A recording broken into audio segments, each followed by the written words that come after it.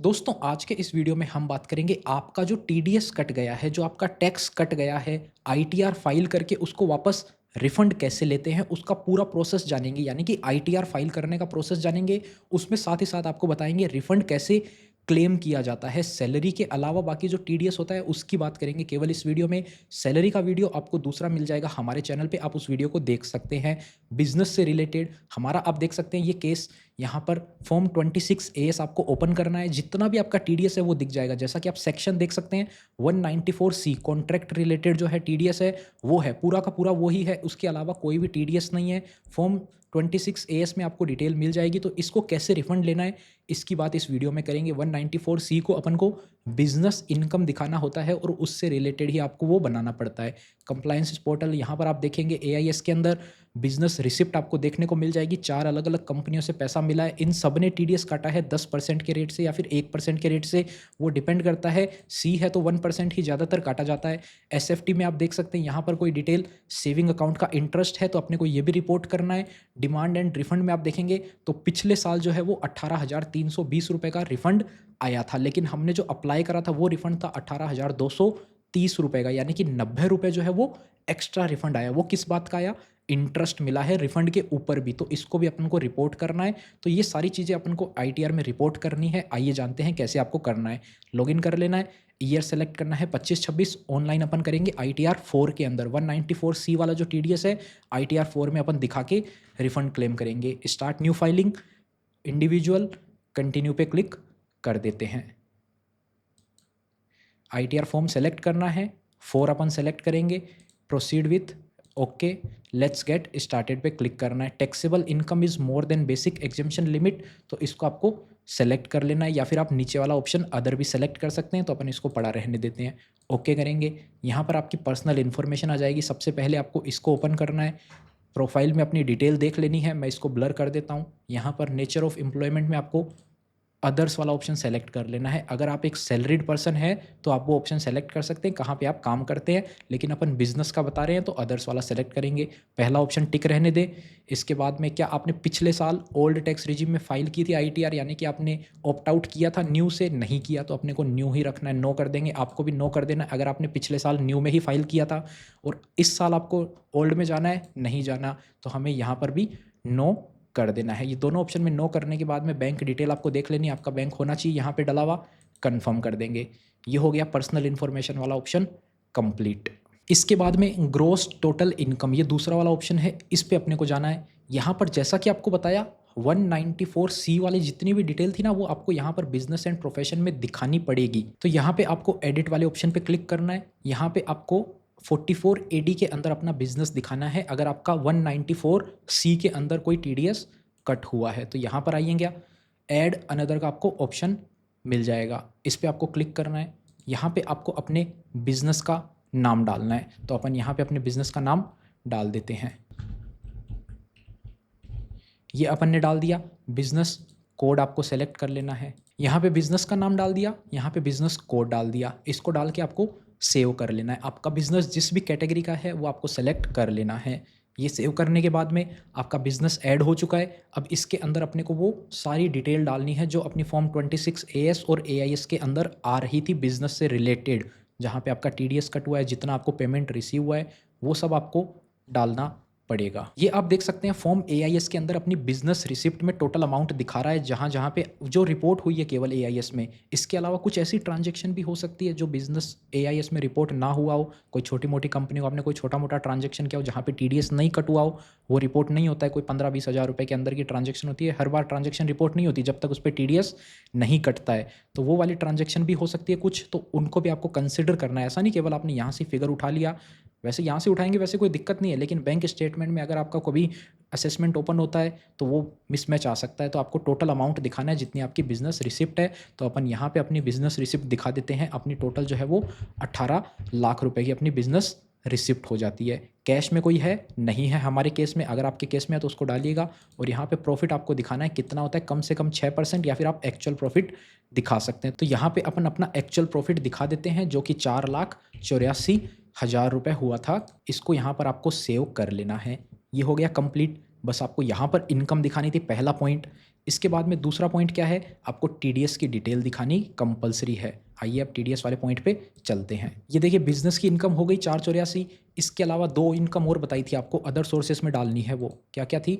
Income tax refund था 91 रुपये का जो ऑटोमेटिक आ चुका है। सेविंग अकाउंट का इंटरेस्ट देखिए गलत आ रहा है, अपने एआईएस में कितना आ रहा था 390 रुपये आ रहा था, तो यहाँ पर आपको एडिट करके 390 रुपये कर देना है। देखिए क्लाइंट के जितने बैंक अकाउंट थे टोटल वहाँ पर होने चाहिए, आपके 3 बैंक अकाउंट है तो एआईएस में तीनों का इंटरेस्ट दिख रहा है तो ही आप इसको डालिए। अगर 2 का ही दिख रहा है तो थोड़ा वेट कर लीजिए, या फिर बैंक स्टेटमेंट से जाकर आप उसको मैनुअली भी ला सकते हैं। इसको अपन सेव कर देते हैं। ये हो गया, इंटरेस्ट इनकम भी सेव हो गया, आपका इंटरेस्ट के साथ साथ रिफंड भी हो गया और बिजनेस इनकम भी हो गया, तीनों इनकम हो गई।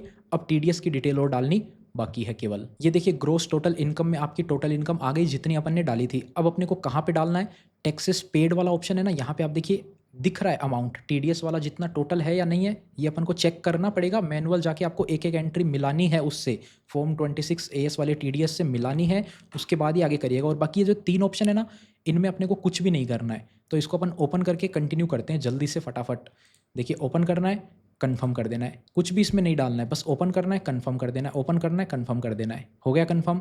एलटीसीजी ओपन करना है, कन्फर्म कर देना है। टोटल डिडक्शन ओपन करना है, कन्फर्म कर देना है। हो गया।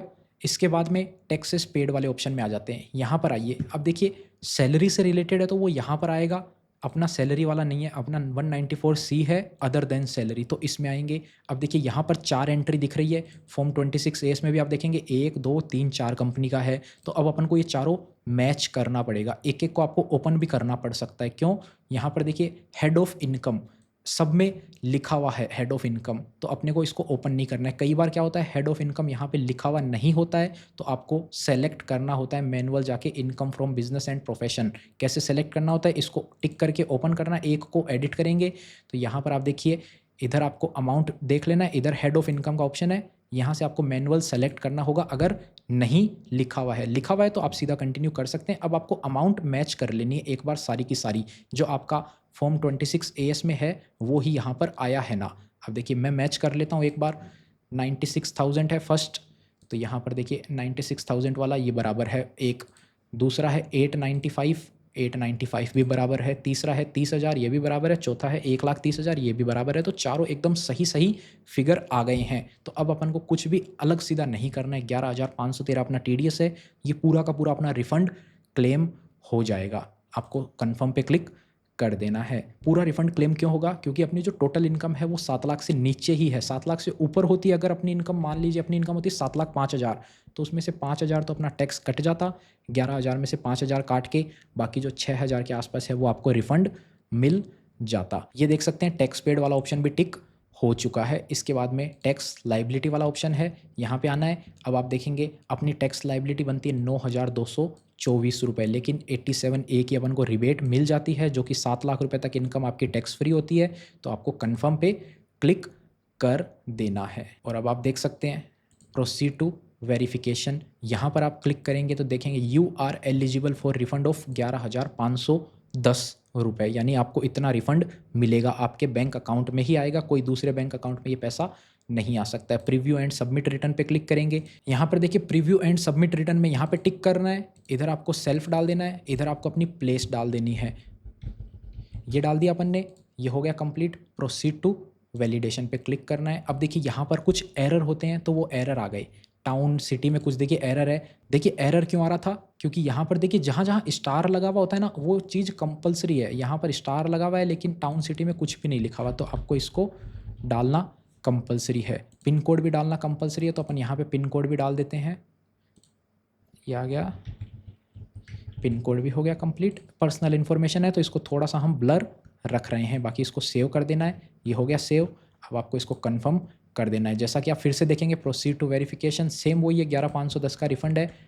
जहाँ पे आपको एरर आएगा तो ये ऑटोमेटिक बता देगा यहाँ पे एरर है, जाके आप इसको सही करे आओ, वहीं से आपको ऑप्शन मिल जाएगा। आप देखिए इस बार अपना जो है वो वैलिडेशन कंप्लीट हो गया है, कोई भी एरर नहीं आया। इसको क्या करना है, प्रीव्यू करेंगे। प्रीव्यू करने के बाद यहाँ से आप फिर एक बार देख सकते हैं अपनी सारी डिटेल। उसके बाद में proceed to verification, validation successful, कोई भी एरर नहीं आया। अब वेरीफाई कर सकते हो आप। ई वेरीफाई करेंगे अपन, ई वेरीफाई करके, अभी अपन नहीं करते हैं इसको, ई वेरीफाई लेटर कर देते हैं और 30 दिनों के अंदर अंदर आप इसको ई वेरीफाई कर सकते हैं। ये अपन ने सबमिट कर दी रिटर्न, जैसा कि आप देख सकते हैं रिटर्न सबमिट हो चुकी है। ई वेरीफाई कैसे होएगा, यहाँ पर जाना है, यहाँ पर आपको ई वेरीफाई रिटर्न का ऑप्शन मिलेगा, ये रहा ऑप्शन, इस पर क्लिक करेंगे, फिर आपको आधार ओटीपी भेजना है, आधार ओटीपी भेज के आप ई वेरीफाई कर सकते हैं। तो इस तरीके से रिटर्न सबमिट होने के बाद में आपका जो रिफंड है वो 10 से 15 दिनों के अंदर आ जाएगा। लेकिन अभी जो आईटीआर है उसके रिफंड शुरू ही नहीं हुए हैं। गवर्नमेंट जो है वो रिफंड जुलाई के लास्ट में शुरू करती है, यानी कि 25 जुलाई के आसपास जो है वो रिफंड आने शुरू होंगे।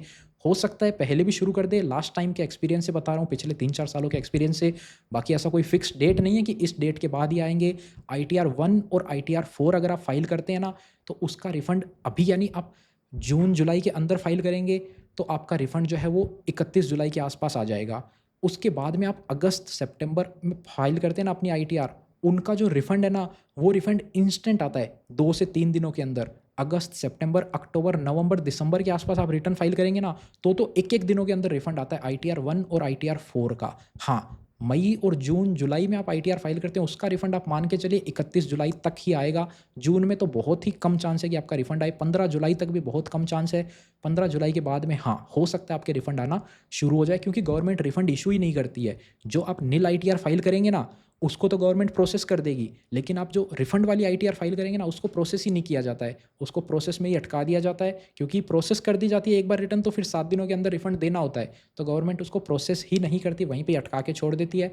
20 जुलाई के आसपास उसको प्रोसेस करना फिर शुरू किया जाता है। उसमें भी फिर क्या होता है, कम अमाउंट की रिफंड है ना आपकी, 2-4 हज़ार रुपये रिफंड वाला आईटीआर है, तो उसको प्रोसेस हो जाएगा।